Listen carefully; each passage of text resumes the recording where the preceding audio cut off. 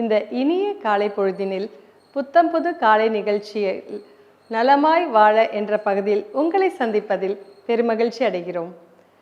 இப்போ இன்னைக்கு நம்ம வயதானவர்களுக்கெல்லாம் என்னென்ன ப்ராக்டிஸ் பண்ணலாம் அப்படின்னு சொல்லி பார்த்துட்டு வந்துட்டுருக்கோம். அந்த வகையில் இன்றைக்கி நம்ம பார்க்க போகிற ஆசனம் தாட பத்தாசனம் அப்படின்னு சொல்லிட்டு, அந்த ஆசனம் என்ன அப்படின்னு பார்த்தீங்கன்னா லோ பேக் பெயின். பெரும்பாலும் வயதானவர்கள் எல்லாருமே நிறைய கம்ப்ளைண்ட் பண்ணுறது, எனக்கு லோ பேக் பெயின் இருக்குது, ரொம்ப அடி முதுகு ரொம்ப வலிக்குது அப்படின்னு சொல்லிட்டு அவங்களால எல்லா ஆசனங்களும் நம்ம இளமையில் இருக்கிற போது செய்கிற மாதிரி ஆசனங்கள்லாம் செய்ய முடியாது. அப்போ அவங்களுக்கு எப்படி அந்த லோ பேக் பெயினை ரிலீஃப் பண்ணி விடுறது அப்படின்றது ரொம்ப முக்கியம். இன்றைக்கி அந்த வகையில் இந்த ஆசனத்தை நம்ம பார்க்க போகிறோம். இப்போ அந்த ஆசனத்தை பார்க்கலாமா? இப்போ நம்ம தளர்வான நிலையில், ஓய்வான நிலையில் நிற்கிறோம். இப்போ மெதுவாக உங்கள் மனசின் மூலியமாக நல்ல சிரித்த முகத்தோடு காலிலேருந்து தலை வரைக்கும் நல்லா அப்சர்வ் பண்ணுங்கள். உங்கள் கால் என்ன சொல்லுது, கை என்ன சொல்லுது அப்படின்றத நல்லா அப்சர்வ் பண்ணுங்கள். நல்லா மூச்சை உள்ளார இழுத்து வெளியில் விட்டு தளர்வான நிலையில் நில்லுங்க. இப்போ மெதுவாக 2 காலையும் ஒன்றா சேர்த்து வச்சுக்கோங்க.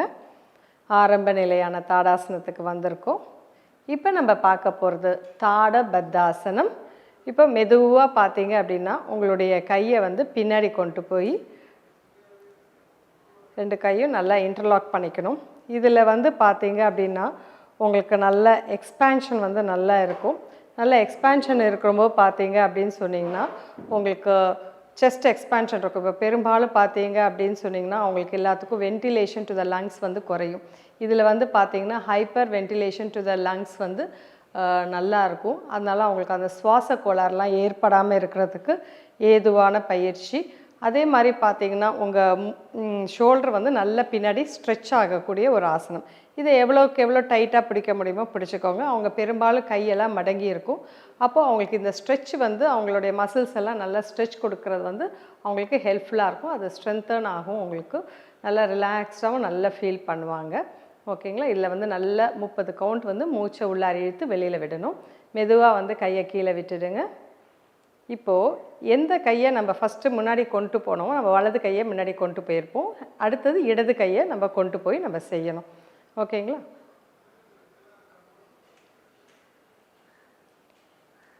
இப்போ மெதுவாக உங்களுடைய இடது கையை ஃபஸ்ட்டு கொண்டு வலது கையை பிடிச்சி முடிஞ்ச வரைக்கும் உங்களால் எந்த அளவுக்கு பிடிக்க முடியுதோ அந்த அளவுக்கு நல்லா ஸ்ட்ரெச் பண்ணி பிடிச்சிக்கோங்க. பிடிச்சிக்கிற போது உங்களுக்கு பலன் கொடுக்கும். இப்படி பிடிக்க முடியாதவங்க ஒரு துண்டு வச்சோ இல்லை ஒரு ஸ்ட்ராப்பு எது வேணாலும் ஷால் இந்த மாதிரி வச்சு அதை கூட நம்ம பிடிச்சிக்கலாம். ஆனால் முக்கியம் இதில் என்ன அப்படின்னா நல்லா எக்ஸ்பேண்ட் ஆகணும். நம்மளுடைய செஸ்ட் நல்லா எக்ஸ்பேண்ட் ஆகணும் அப்படின்றதான் நம்மளுடைய முக்கியமான ஒரு இது. ஸோ இது பேக் பெயின் இதுக்கெலாம் கூட கொஞ்சம் நல்ல ஆசனம். முக்கியமாக சுவாச மண்டலத்துக்கு ஏதுவான ஆசனம் இந்த ஆசனம். மெதுவாக கீழே இருக்க கையை ஃபஸ்ட் ரிலீஸ் பண்ணிவிட்டு அதுக்கப்புறம் மேலே இருக்க கையை ரிலீஸ் பண்ணிக்கோங்க. காலை நல்லா அகட்டி வச்சு நல்லா ரிலாக்ஸ்டு பொசிஷன், தளர்வான நிலையில் நின்று நல்லா மூச்சை உள்ளார இழுத்து வெளியில் விடணும். இப்போது நம்ம தாட பத்தாசனத்தை நல்லா பார்த்தோம். இப்போ பார்த்தீங்க அப்படின்னு சொன்னிங்கன்னா இது லோ பேக் பெயின் அப்படின்றதுக்கு நல்ல ஒரு ரிலீஃப் இருக்கும். ஏன்னா அந்த உங்களுக்கு வயதாக பார்த்திங்கன்னா ஹைட்டு குறையும். ஏன் அப்படின்னா கம்ப்ரெஷன் ஆகும். ஒரு டிஸ்க்குக்கும் இன்னொரு டிஸ்க்குக்கும் பார்த்திங்கன்னா ஸ்பாஞ்ச் மாதிரி இருக்கும். நம்ம வயசாக ஆக எப்போ பாரு உட்காந்துட்டே இருக்கிறது இது பண்ணுறம்போது பார்த்திங்கன்னா அந்த கம்ப்ரெஷன் நமக்கு நிறையா இருக்கும். அந்த கம்ப்ரெஷனை நம்ம ரிலீவ் பண்ணணும். ஏன் அந்த கம்ப்ரெஷனோடு நம்ம இருக்கக்கூடாதுன்னு பார்த்திங்கன்னா அதுலேருந்து நமக்கு நிறைய நர்வ்ஸ் போகும்.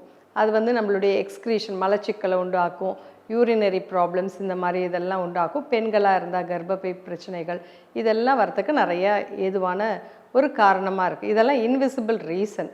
அப்போது நம்ம இதெல்லாம் பண்ணி நம்ம நல்லா வச்சுக்கிற போது பார்த்தீங்க அப்படின்னா நமக்கு அந்த லோ பேக் பெயினும் இருக்காது, இந்த மாதிரி பிரச்சனைகளும் இருக்காது. மீண்டும் வேறொரு ஆசனத்துடன் நாளை சந்திப்போம். நன்றி, வணக்கம்.